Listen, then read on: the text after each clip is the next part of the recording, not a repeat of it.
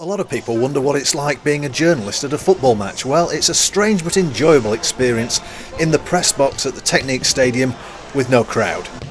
So let's find out what it's like to be a newspaper journalist. Here's Liam Norcliffe from the Derbyshire Times. Well, I've been doing the job now for coming up to 2 years. Obviously I took over from Graham Smith, who did a fantastic job. I'm really enjoying the job. Feel very privileged and lucky to be doing the role, particularly this season when fans would love to be here. So I do feel very lucky that I'm able to still attend matches. But yeah, it's absolutely fantastic. You know, I always wanted to be a football reporter, so to do it for a great club like this, who are on a fantastic run with a really exciting manager and a good group of players. At the minute, it's probably been the most enjoyable that it's been for me.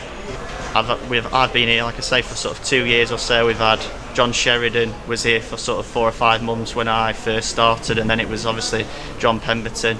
Now I'm on to my third permanent manager. So who knows how many it could be before I leave, but yeah, it's going well so far.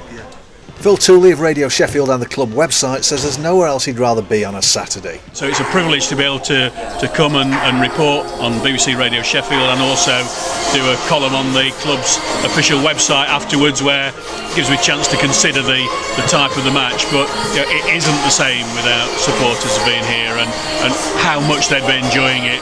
Just at the moment, you can tell by the comments that are on social media with the coverage from the broadcast that are sent over. But you need to be in here to feel it, and I feel it being empty when there are no fans. That's not a literal term, just empty in your heart almost, because football for me is all about supporters. I'm not a television football watcher at all. I need to be at the game live, and I'd rather be at a non-league game live than at a Premier League game watching it on television every time. You can also get running commentary from Elastic FM with Eric Nixon summarising. You can hear what the players and referee are saying. Wait, relax. Move, he's getting caught. And look at who's directing operations.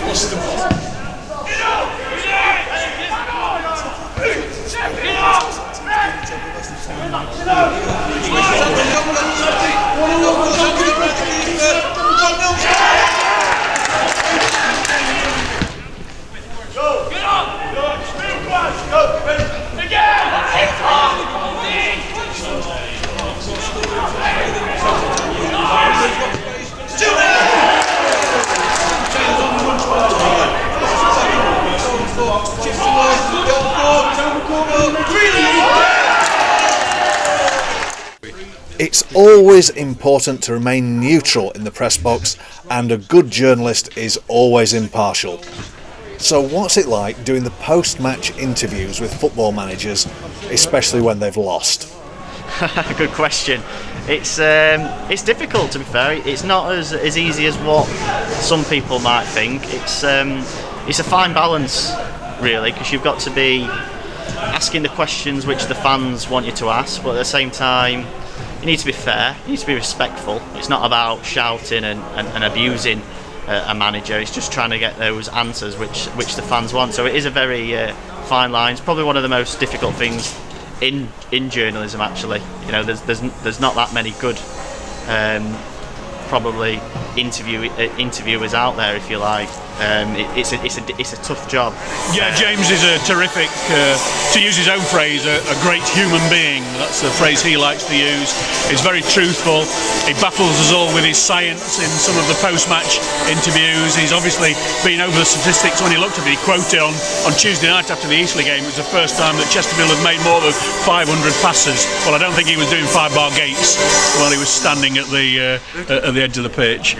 Well, George Foster did the post-match, and he can certainly talk. There's no problem getting him to answer a question. That if we performed to our maximum, that we were capable of winning the game, which we did. They're on the back of a very good run, aren't they? In fact, George is still talking. Well, I think to come here and what was coming out in the press and what have you was that, they really fancied their chances. Everybody's filing copy now to newspapers, websites and social media.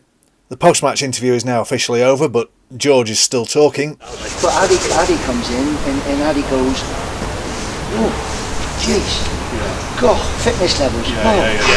The tempo of the training. That's making a big difference as well. Oh, wow.